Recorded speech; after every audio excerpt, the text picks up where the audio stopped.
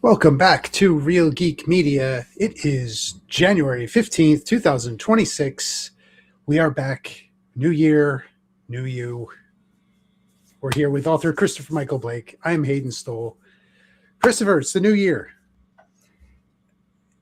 Hayden, there's a rule. I saw it on Your Enthusiasm, so I know it's for real. After a week, you're prohibited from saying Happy New Year. Well, we haven't been on live. It doesn't matter. It does not matter. You're prohibited from saying Happy New Year to people after. It's like it's run its time limit. It's like saying Merry Christmas to somebody 3 weeks later. You can't do it. It's not. It's a faux pas. It's too late now. Word? Faux pas? I don't know. Faux pas. Faux pas. There you go. Faux pas. Faux taboo. Look, just remember what my old pal Jack Burton used to say. When you're pressed up against the wall and this guy who's 8 foot tall has got you there against the neck. Hey, sir, have you paid your dues? Yes, sir, I did, and the check is in the mail. That's impressive that you can recite that word for word. I like that. No, it was close. It wasn't what it was, but it was close. It was passable. Passable. All right, look, I don't know about that. I need his mullet. That's what I need. I need the Jack Burton official mullet. I look more like the gargoyle he's got in the back of the truck at the end of the episode. Make no sense that I'm coming out of this thing, but I don't care. I'm ready for it. So if you haven't guessed by now, we're talking about Big Trouble in Little China. This is a movie that we grew up with, and this is the 40th anniversary of Big Trouble in Little China. Do you remember the first time you watched it? Can you remember any? I can remember it being on Showtime when I was a kid, nonstop. Yes. And I would always watch it. Yes. Because it's all on the reflexes. I would watch this. Me and my brother would watch this all the time. And it was on a lot. And we would be watching it all the time. Every time it was on, start to finish, watch it, And you remember back in the day, you put a blank videotape in and you record over all the time. And it was it's one of those movies like Aliens and Predator. Clue. Always on. That are always on and just were a major part of my childhood. Yeah, this is a great one. So this is John Carpenter. Though originally he wasn't slated to direct this movie. I don't know if you know the story of like the Richter. Yes. The Richter. That's all I could call him is the Richter. Yeah. It's like out of Stranger Things. It's like the Richter. W.D. Richter. But this was supposed to originally be a movie that was set in like the 1880s in the West with a cowboy and a Chinese railroad worker. And it was supposed to have, a Western element to it. And I guess the studios didn't want to do that. Well, I guess the script was horrendous is what they said. The guys who wrote it, originally they were like cut out of the whole thing. And they were like, the Writers Guild of America was like, well, no, you really kind of owe these guys. And, Yeah. And eventually, Richter doctored up, the script. And then here comes John Carpenter, who took an interest in it. And here we are. We have a cult classic film. So I hadn't seen this movie in about 12 years, probably, maybe even longer. And boy, I sat there and watched this thing and was like, why did I think this was so good back then? And I was like, oh boy, my head. You know what it is? Like, there's a little bit of everything in this movie, right? And as a kid watching it, you have action, you have some mystery, you have ghost story, you have monsters, kung fu, gunfights. It had a little bit of everything and comedy. It was funny. Yeah, it still is. It was still funny. So, yeah, and you have a guy like Kurt Russell, who is, you don't think of Kurt Russell as just a goof, right? But he's kind of goofy in this movie. He's braggadocious, and he just is never really the guy that's on time that saved the day. That's, Wang is the guy that kind of does that. That's the sidekick, right? But he's not like, he tries to play it, I'm Jack Burton, I'm this and that. And he's just making mistakes. He's clumsy. He's doing all these things just a little bit too late. But, it's the reflexes do come at the very end of the movie, but all along it's got all that stuff, and he's just like an everyman kind of guy, and it's it has a lot of appeal for like as a kid watching this thing, like it's just like into all of it, like everything. It was just great. Obviously, yeah, you watch it now, it hasn't really aged great. The effects look kind of cheesy. You could say all those things, but I do appreciate it.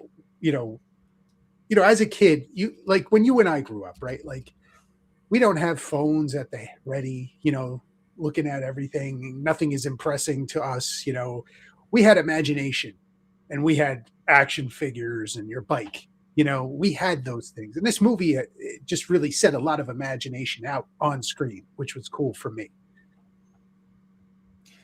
I think Wikipedia put it best that it was Jack Burton plays Wang's sidekick in this movie, but doesn't realize he's Wang's sidekick. That's a really good way of putting it. So that's a really good way of putting it. Look,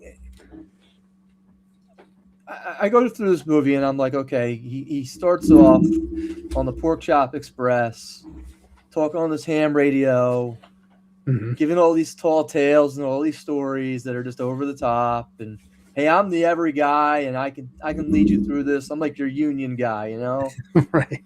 Don't worry about the bosses. I'm going to take care of this for you, kid. Don't worry about it. And these guys will get you fired, basically. Right. Yeah. Yeah. And then he goes to Chinatown and he meets up with Wang, and they're playing. I know what they're playing, but he ends up winning a bunch of money off Wang. And of course, the famous bottle scene. You can break the bottle, but not that bottle. It's got to be this one. Yep. Yep. And no wonder my chi was all out of shape, and I'm getting married. And it's like, really? This is. And what happens at the airport? Well, of course, we just have domestic terrorists running all over the place. Yeah, just kidnapping, right off the plane, right into the trunk. Absolutely. Why not? Absolutely. And that takes us the Tong versus who's the other group? I don't even know. Oh, the Dragons? Yeah. What were they? Hold on. But continue. I'll see if I can find it. And this is where, for me, it gets out of hand, because I could believe everything up to this point. Which I don't know if that says how gullible I am or not. I'm not sure yet. But it's when they get in the alleyway, and these guys have AK-47s. Yeah. And instead of just mowing everybody down, we must be the worst shots in the world.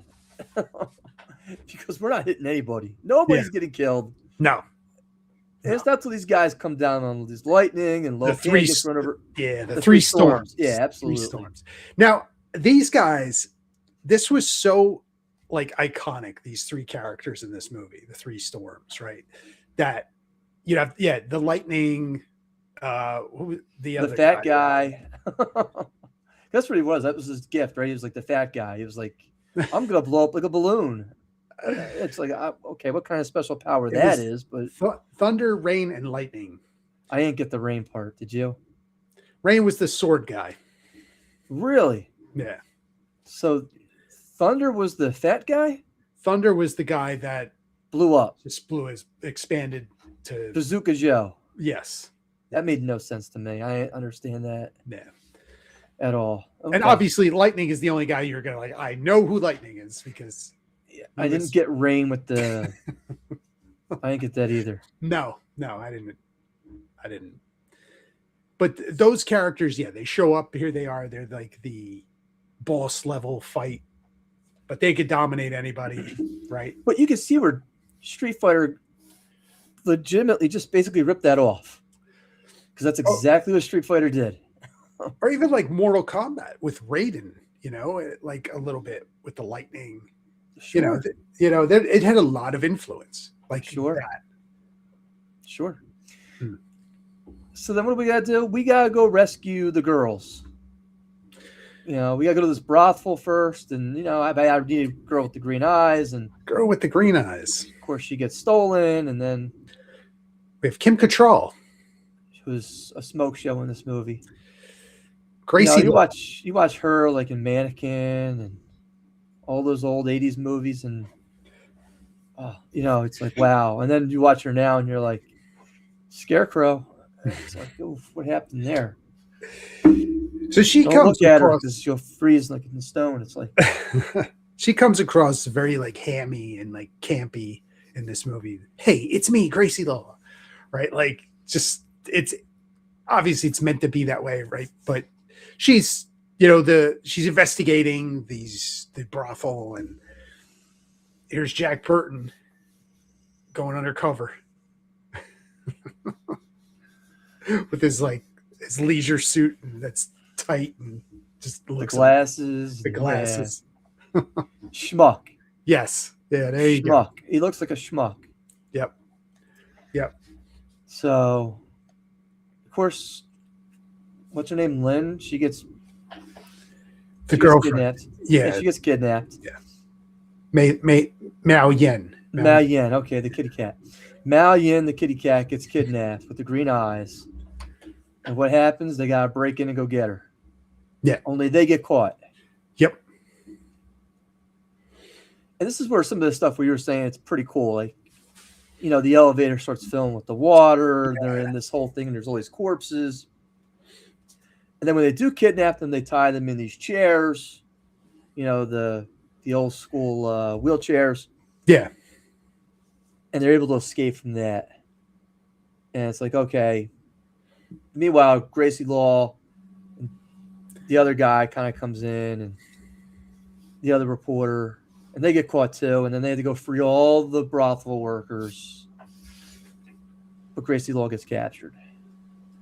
And what happens? Lo Pan shows up.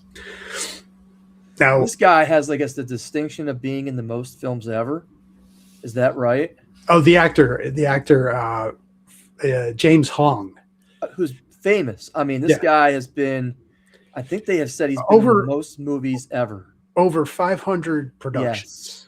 Yes. Were you aware of that? I think more recently. I think he passed away recently. That's why it's been more famous, but and brought to the attention that hey, a Chinese actor did that. It wasn't an American actor. It was a Chinese actor who did that. And he's terrific in this movie, by the way, as Lo Pan. He's great. He's supposed to be 8 foot tall, but really he's not. And how pale he is and the squealing he does every time. Yeah. Ooh, look at this. I got blood. I can't even do the voice because it's so high tempo. Yeah. But he pulls it off. And he decides, I'm going to marry both girls. Don't do that because they take you for alimony and child support at the end. You would not have any shipping or tongs or flying dragons or anything once they take 50%. And there's 2 girls. That's the 25 you're going to be left with.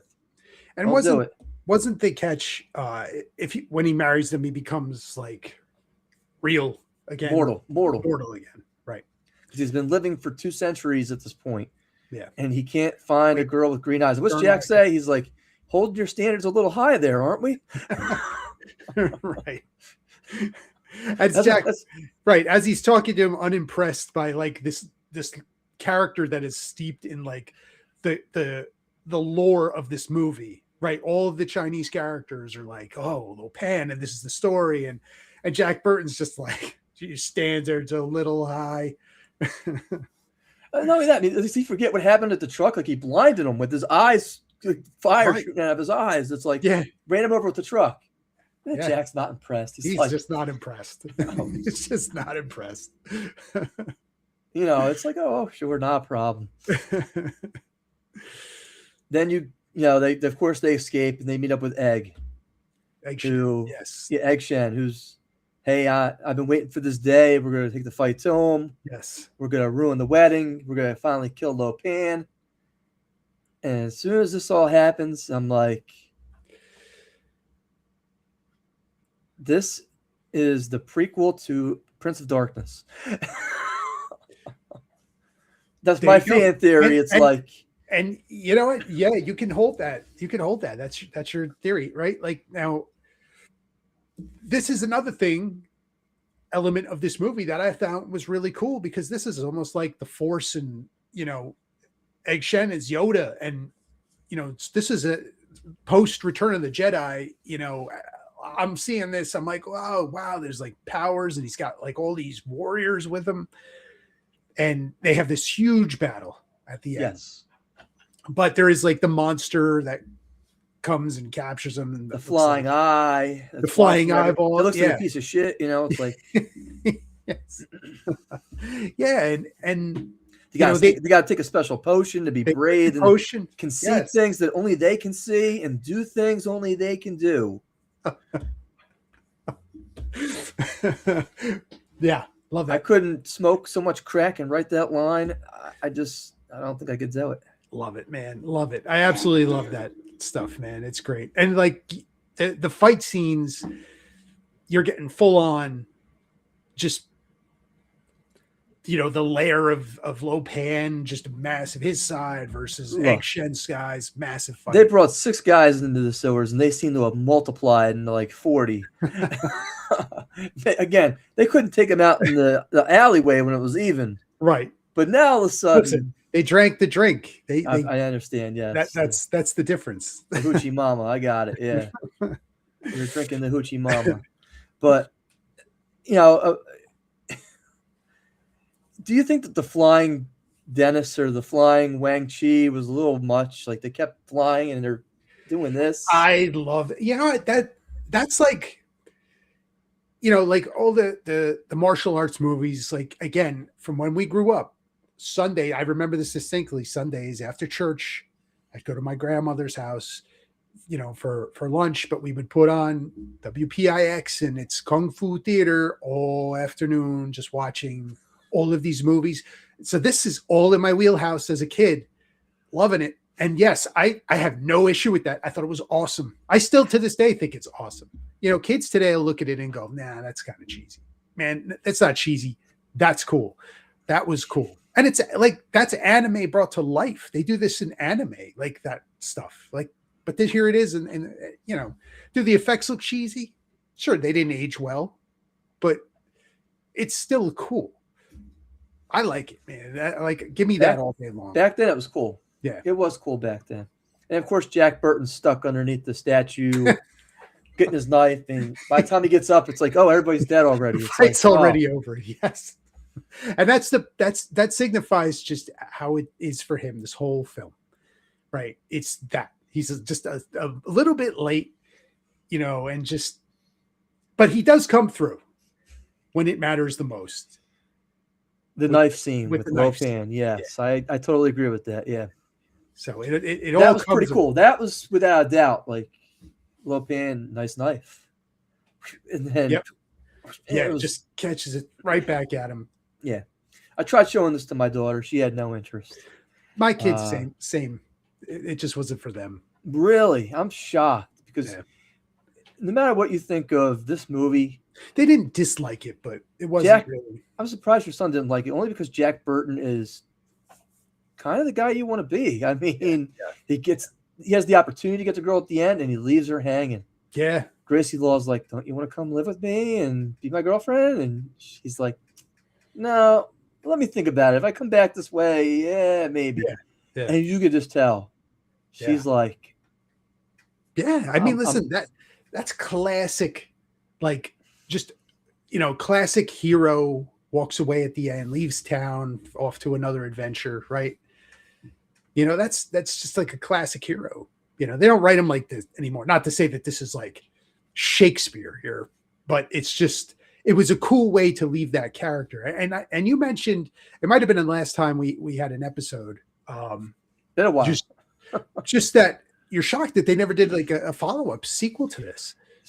And let me tell you, I am really shocked, but when you hear the box office numbers, you understand why. At the time, yeah, but like maybe 10 years ago. $25 million was what the box office for this was. Do you know what it made up the entire run of its theatrical release? No. What? 11 million. It was Russell more of a, because home video showed up around that time along with cable, and it became a cult classic after that. But Kurt Russell didn't want to take this film because he was afraid to tell John Carpenter, I'm going to be in another bomb. And it bombed then, but the movies he made hold up Mhm. so well later on. It's like, Yeah. wow. Yeah. Yep. But you would think, like, Kurt Russell is a little too old, I think, at this point. But maybe 10 years ago, they could have pumped out something. They had a production company buy the rights to the sequel. I don't know if you're aware of this or not. Oh, no, I'm not. 2015, with a certain box office star who I'm not a big fan of, Dwayne "The Rock" Johnson, where he would come back and play Jack Burton. Dislike. Why not? You have The Burbs now. Have you seen this? No, I purposely am not even going to type in The Burbs. No, I've seen it. I'm not even engaged because it doesn't deserve to be engaged. I agree. I totally agree. That's another classic film that, what are we doing? One of my favorites. Yeah. But I just, like, if you're going to put anybody and try and update Jack Burton, it's Chris Pratt. It's not The Rock. It's somebody a little more believable. He made our news headlines for tonight. What's that? Chris Pratt. He made our news headlines for tonight. There you go. I mean, I think he would do a better job than The Rock, and he fits it a little bit better than, or you could put Kurt Russell's son, Wyatt Russell, in there. Why not? Looks almost identical. Yeah, they do. Yeah. I don't have a problem with that. That's great casting right there. I mean, I can't believe that they're even trying to come out with a Thing sequel at this point. They are. With that to me is just, The Rock. don't do it. Don't do it. I'm like, I'm sitting there Leave begging it alone. you not. I didn't like the prequel they did a couple years ago, like 10 years ago. I didn't like that one. And we're not talking about the prequel, but my problem, I had twofold with the prequel. Only two problems. Number one, the CGI was horrendous. Yeah, it was bad. Go back to the practical effects. If you're not good at practical effects, don't do it. And number two was the pacing. It lost all suspense. And look, we find this spaceship. Well, we had to contact the Americans, and they had to send Boss Babe out.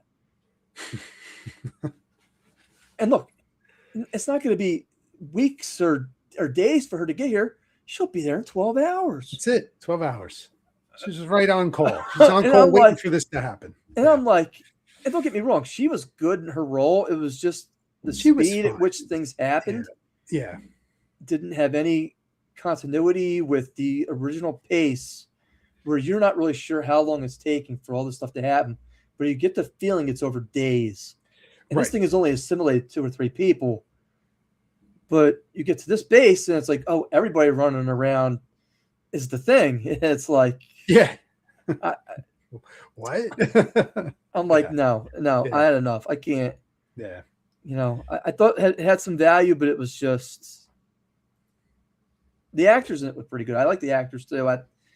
There's some good spots in there, but for me, it was the pacing and the lack of the original score too didn't help either. They didn't play the original score until the end. But I'm not talking about that. We're talking about Big Trouble in Little China. Yeah. Hayden, give me your thoughts. Man, this is 2-star, or out of, I guess, 2 thumbs up. We'll go 2 thumbs up. If you've never seen it, go see it. It's worth it. It's even worth it if you've grown up with it like we have, and you haven't watched it in a while. Pop it in. It's nostalgia. It's it is a very, very mid-'80s movie in every sense of that. You feel that whole era in this movie, and it's a lot of fun. I said, kids today, I just don't think will appreciate this, and I don't think it'll really be remembered, the way it should be, once our generation kind of moves on. I just don't see it really kind of living on, unless I just think kids these days just don't have the same taste in what they're looking for from. I think attention span too. I think attention span too. I mean, that has absolutely to deal with it. I mean, we used to sit there and watch the same movie 40 times. And I mean, I used to be able to recite the entire Star Wars movie growing up. Yes. Yeah. Yeah. It just doesn't happen anymore. I mean, I think you could watch Stranger Things or Wednesday. That's what my daughter does, or K-pop Demon Hunters. But I mean, nowadays there's so much stuff that you can kind of put on. For me, this movie is a solid 3 stars out of 5, which isn't terrible. It lost a little bit in retrospect, from when I was younger. I was excited to rewatch this, and then I was watching it and was like, this is your brain on crack. Oh man, it's like, I love the one-liners in this. Yeah. Kurt Russell's a blast to watch. Yeah, always fun. The storms are fun to watch. I like Egg. I thought he was entertaining. Yeah. Dennis Chung, he's pretty good too. Yeah. Prince of Darkness, he was in that too. Yeah, which I never see him in any other movies other than those two, but he was good in both of them. He was. Yeah, he was. You can almost even say he's better than Kurt Russell in this movie. He was given a lot to work with, and he did a good job with it. Even in Prince of Darkness, he was solid. So I don't know why we didn't see more of him going on. Yeah. Who knows what happens backstage in Hollywood? I mean, it's a shame. But for me, it's a solid 3 stars. Again, not a classic movie, not one of those ones you say, oh, it's my top 5 ever, but it has to have a place in recognition for our childhood at least. Yeah. I liked it.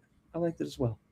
I did. And I know that was a very quick summary and review, and we kind of glossed over things, and it's like, that was kind of but what was your favorite scene? When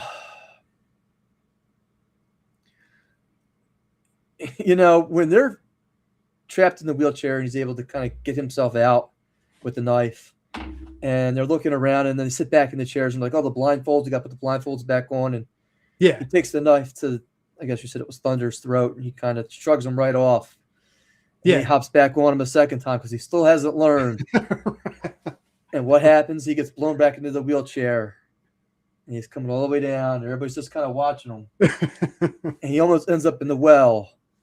And you can tell it's like so fake how he's just like wheeling himself out. It's like, that to me is just, it's entertaining at least. It is. Yeah, it is. I liked the, I was always a big fan of the big fight at the end. I used to really love that scene. I like the whole thing about it. It's like, we built up to this big battle, and that was always my favorite part of this movie. But it's all the roads kind of leading to that point, they built a pretty good world, right, with this movie. It's pretty good world building for what's happening. Opan and the storms, and there's a lot of stuff in here. And to what you just saying, those scenes there, like Kurt Russell's really good at comedy, right? Like he's really good at physical comedy too. Like that scene is comedic. He's trying to be a hero, but it's comedic. It plays comedic, and he could do that too. He's a really versatile, good actor. Part of why I love this movie is because big Kurt Russell fan. But yeah, it's a lot of fun. We enjoyed it. Part of our childhood, made it what we are today. You have to realize that Kurt Russell has been in so many iconic movies. I think probably the one he'll probably be best known for is not The Thing, but rather Tombstone. Tombstone, yeah. I mean, that's for sure. I mean, he basically directed it, even though he won't get credit for it. Yeah. And that was, I think, the second movie we ever reviewed. Yeah. And I mean, that's talk about one-liners in that movie. I mean, it goes on and on and on. So many. You're not even talking Overboard. You're not talking Escape from New York or Escape from LA or Escape from Minneapolis. You're talking. Did I say that out loud? Oh, man. But I'm just saying, at the end of the day, he has been in so many iconic roles. It's, even when he's not at the top, the movie's not the greatest movie, he stands out. He manages to stand out, and he does a really nice job in this movie. Yeah. Yep. So that is Big Trouble in Little China. We're happy to revisit that one. What do we have coming up, Christopher? We have Christopher Bones to Temple. That will be in 2 weeks. That won't be next week. That will be 2 weeks. I had to push it back 1 week. 10-year anniversary for my wedding, so I have to. Congratulations! Yeah, we're going away. So, but Hayden, this is the time of the program you hate. Oh, here we go. Yeah, I know. Shine it up. Hayden, we got 3 movies. Let's go.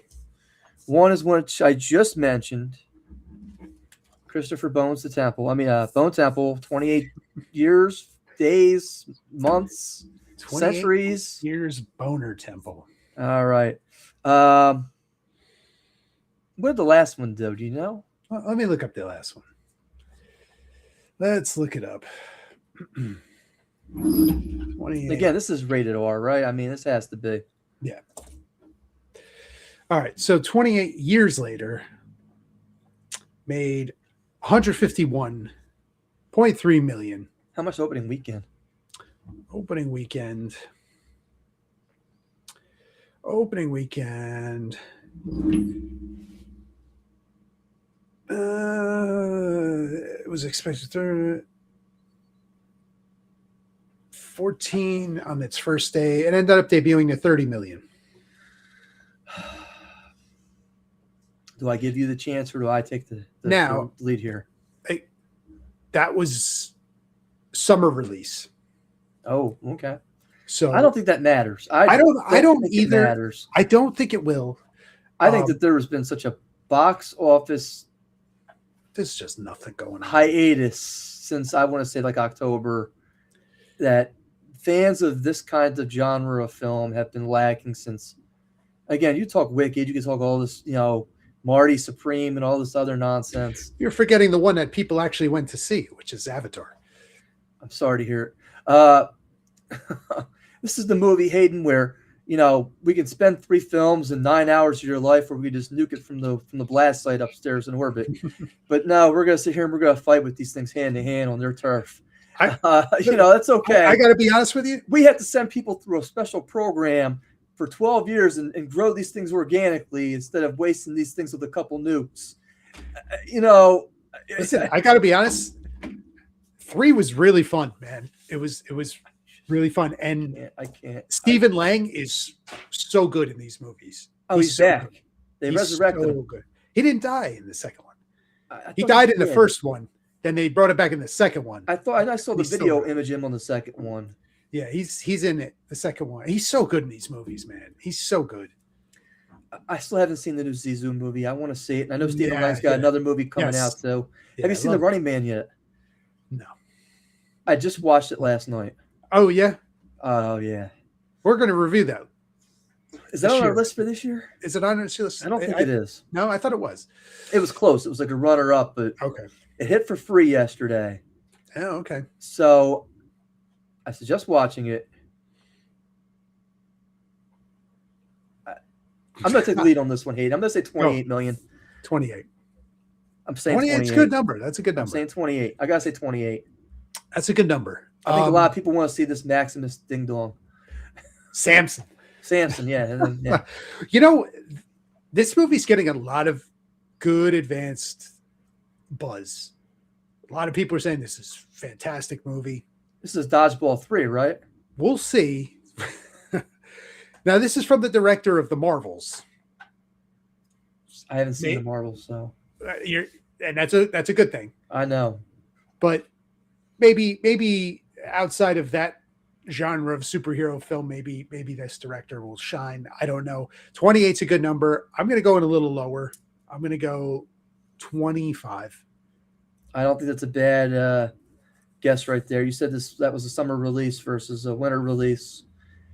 Next film up is one I'm anxiously waiting to see, and I wish I had put on our list, but I Okay. didn't. Okay. The Sam Raimi horror flick. Oh yeah. Send Help. Help. This thing looks fantastic. Listen, we I can don't, always. I don't mind the Boss Babe aspect of this thing. I think it blends perfectly into the whole scenario. It's rated R. Yeah. Give me a Sam Raimi R-rated movie. Yes. I love how his movies can get a little Three Stooges campy sometimes. I love it. Love that. When does this release? The End of the 30th. month? Yes, it's the 30th. We can always sub out and put this one in there. I don't have a problem with that. I'm interested in seeing this too. But okay, first last time you're up here, Hayden, and we'll keep it going here. I'm gonna keep it around 20. I would say 20. I'm gonna go 25 again. That's not a bad guess here, Hayden.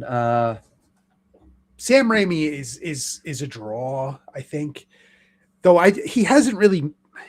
What has he done lately? What was the last Drag movie? Me to Hell and But that's like a decade ago. Spider-Man. I mean, that's, No, I mean recently. What has he done?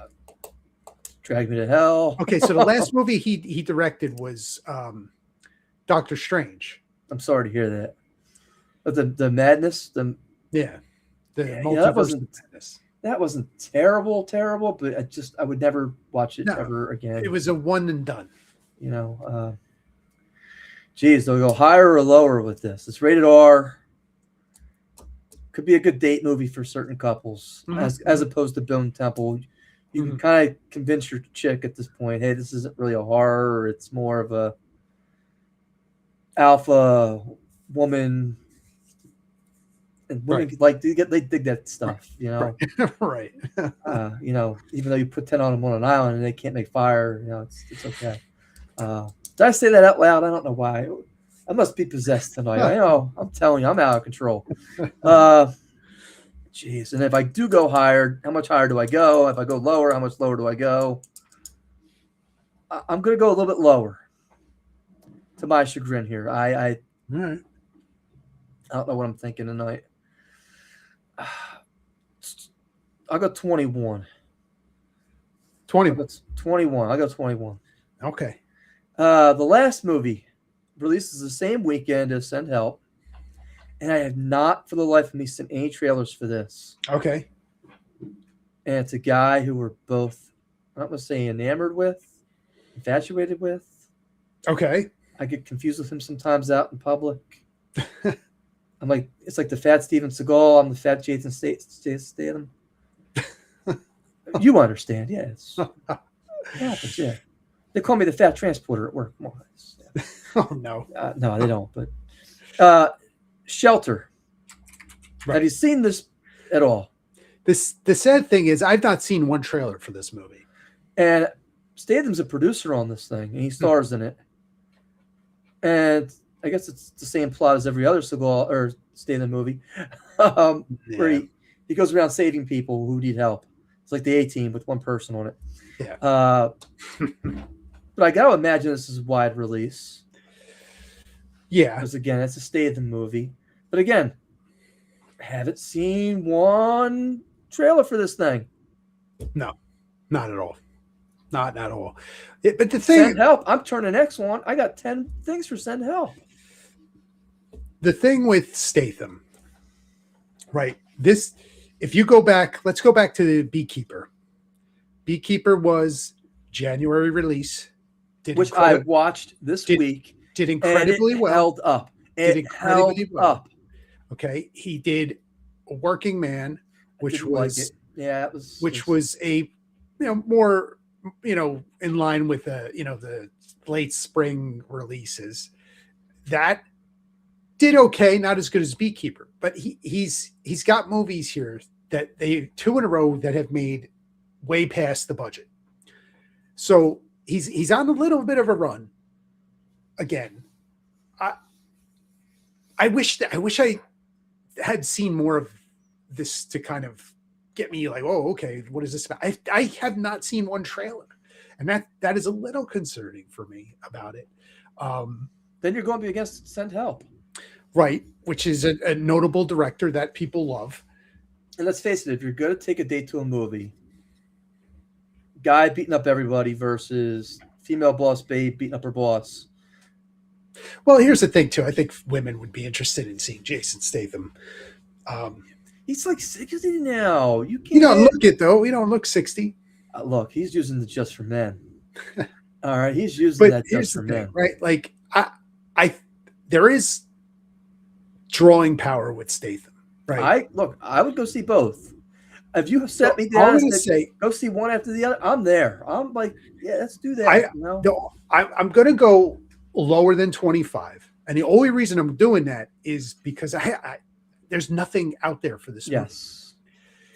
So I'll go 18. I wish there was more. I'm going to say 11. Oh, wow. Okay. You can't have a movie and not promote it. Yeah. Again, we don't know how many screens this thing's even going to be on at this point. It could be 500 screens. It could be 30 screens. We don't know. Yeah. All I can tell you is hold on. Let's make sure that this thing is a wide release first. Okay, 'cause I think that's fair at least, because sit there and say how many, Pretty sure you know. it is. Yeah.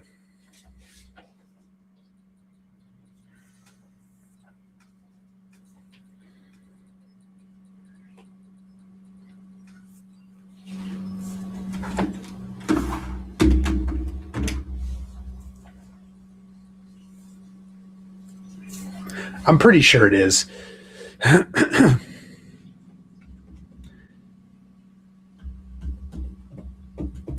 The Wide theatrical release, Okay.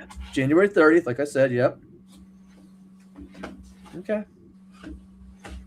All right. we'll see. I like 11. I'm comfortable with 11. It's funny that of all the 3 movies I said, that this is the one I feel most comfortable with. I think you got me licked on this. We'll see. You never know. I think Stranger Bone things. Temple could do well just based on the reviews it's gotten so far. But like I said, having that Suede dodgeball team in Bone Temple, the end of that movie, it was just like, what am I watching here? It was such a crazy ending to that movie. And then to know that you're continuing off of that, that scares me. Or where are we going to see this? Sunday? Yeah, Sunday or Monday. I'm good with either. I'll talk to the wife and I'll make it Sunday. Okay. We'll try for like a 7:00 film or something.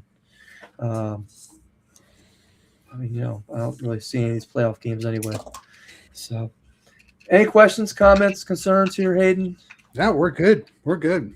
Like your old pal Jack Burton used to say, when you're driving the Pork Chop Express, you know.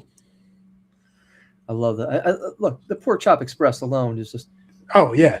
Did you hear the theme song for this movie, Big Trouble in Little China, when Yes. we were turning it off? Yes, I loved it.